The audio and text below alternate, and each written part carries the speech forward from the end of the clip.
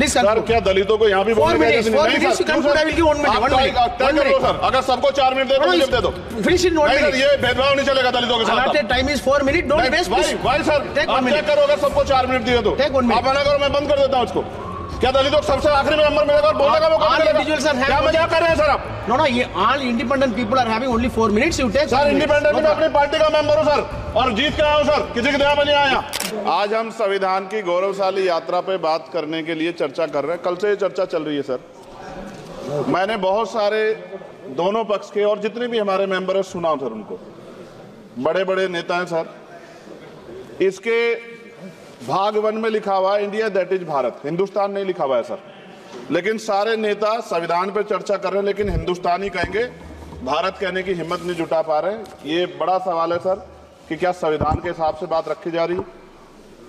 मैं धन्यवाद दूंगा फूले साहू बाबा साहब अम्बेडकर को और मेरे नेता मान्यवर साहब श्री काशीराम को। 25 नवंबर 1949 को संविधान को सौंपते हुए डॉक्टर बाबा साहब अम्बेडकर ने कहा था कि 26 जनवरी 1950 को हम विरोधाभास भरे जीवन में प्रवेश करने जा रहे हैं। राजनीतिक जीवन में तो हमारे पास समानता होगी, लेकिन सामाजिक और आर्थिक जीवन में असमानता होगी। क्या ये चुनौती आज 73 साल बाद दूर हुई है? भारत ने 26 जनवरी 1950 को संविधान लागू होने के साथ खुद को एक संप्रभु लोकतांत्रिक और गणतांत्रिक राज्य होने का ऐलान किया।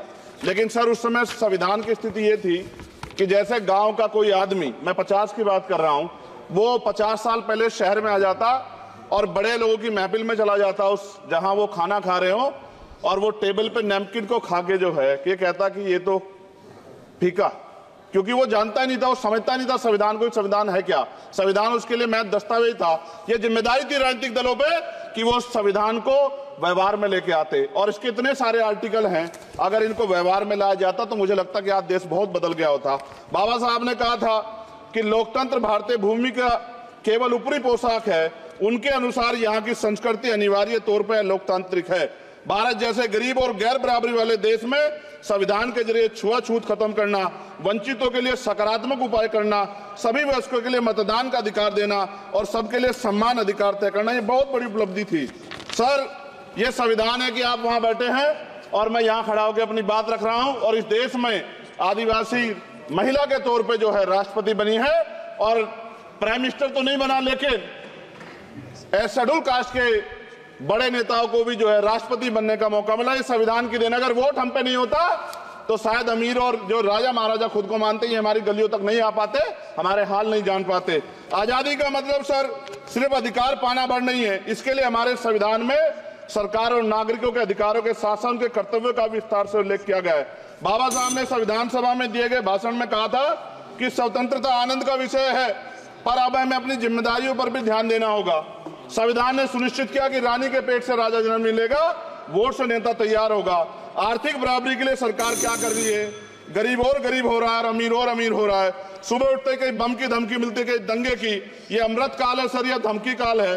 कितना बढ़ रहा है आर्टिकल 15 सर। भारत में आज भी घोड़ी चढ़ने बैठने होती है। प्लीज सर, क्या दलितों को यहाँ भी बोलने का नहीं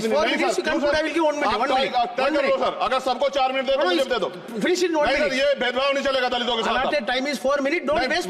भाई सर, आप चेक करो, अगर सबको 4 मिनट दिए तो आप मना करो, मैं बंद कर देता हूँ उसको। क्या दलितों को सबसे आखिरी में नंबर मिलेगा और बोलने का मौका मिलेगा? क्या मजाक कर रहे हैं सर आप? नो, ये all independent people are having only 4 minutes. You take. Sir, independent में अपनी पार्टी का मेंबर हूं सर, और जीत के आया हूं सर, किसी की दया में नहीं आया। Take 1 minute and finish. Sir, कल भी बोले एक दलीय पार्टी के लोग, आप मौका दो सर। मूछे रखने पर हत्या होती है, महिलाओं पे, छोटे मासूम बच्चों पर रेप हिंसा होती है। एनसीआरबी का डाटा देकर डर लगेगा।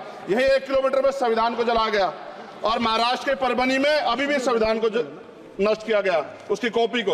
आर्टिकल 25-26 में संविधान में सभी को धार्मिक आजादी। कहाँ है दलितों की, मुसलमानों की, जैनों की, बौद्धों की, ईसाइयों की? छत्तीसगढ़ में सतनामी समाज को संविधान की अपनी धार्मिक आजादी के आधार पर जो है उनको अपमानित करके जेल में बंद कर दिया। संभल, अजमेर, अयोध्या सब इसका उदाहरण है।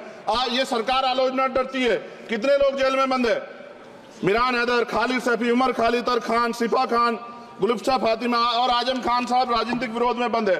सरकार यहाँ बैठी है, सरकार सामाजिक न्याय की बात करती है। बताएं कितने दलित मुख्यमंत्री बना रखे हैं आपने? 13 ज्यादा सरकार स्टेट में सरकार है। कितनी महिला मुख्यमंत्री है? आपकी सरकार ने सुप्रीम कोर्ट के आदेश के बाद रिजर्वेशन प्रमोशन में जारी नहीं किया। और ओबीसी को पॉलिटिकल रिजर्वेशन आप देंगे नहीं देंगे, आप बताने का काम करें। मैं 75 साल की गौरव यात्रा में हम एक सभ्य समाज नहीं बना पाए, इसलिए जाति आधार पर SC ST OBC के बच्चों को प्राइमरी स्कूल से लेकर उच्च संस्थानों में भेदभाव किया जाता है। सरकार निरंकुश हो गई, कोई बुलडोजर से कार्रवाई करता है। कल मंत्री जी ने कहा हमने राष्ट्रीय पिछड़ा वर्ग आयोग बनाया, 69 शिक्षक भर्ती में उसकी सिफारिशों को नहीं माना। EWS के जरिए आपने संविधान पे आरक्षण के प्रावधान पे हमला किया। 1 मिनट में खत्म कर रहा हूं सर। संविधान सर न्यायपालिका में आर्टिकल 124 ये कहता है सर, ये अधिकार जो है। Sanjay sir ji please conclude sir 1 minute में प्लीज संविधान में न्यायाधीशों की नियुक्ति का अधिकार राष्ट्रपति के द्वारा होना चाहिए, अभी तक नहीं हो रही है। All India judicial service commission कब बनेगा? क्या चंद परिवार ही सर जज बन सकते हैं? और आज हम सर, मैं सरकार से सवाल पूछना चाहता हूं सर, सेवाओं में SC ST OBC वर्ग का कितना प्रतिनिधित्व है? भारत सरकार के मंत्रालयों के अधीन PSU में, बैंकों, बीमा कंपनियों में और स्वच्छता संस्थानों में आउटसोर्स तथा कॉन्ट्रैक्ट पर वर्तमान कार्यरत कर्मचारी कुल कितनी संख्या है? आउटसोर्स और कॉन्ट्रैक्ट में कार्यबल SC ST OBC कितना प्रतिशत है? निजी क्षेत्रों में कार्यरत कर्मचारी उनके SC ST OBC की वर्ग लाभ। सर खत्म कर, लास्ट पॉइंट सर मैं फिर स्पष्ट तौर पर कह रहा हूं सर, यहां बैठे SC और OBC के मेंबर से कह रहा हूं सर, उनको सामाजिक जिम्मेदारी का ध्यान भी रखना चाहिए। पार्टी के प्रति वफादारी के साथ साथ अपने वर्गों के प्रति ईमानदारी भी रखनी चाहिए। ईमानदारी नहीं होगी तो इन वर्गों का भला नहीं हो सकता, और हमें बहुत सरकारों से उम्मीद नहीं है। बहुत बहुत धन्यवाद सर। Thank you.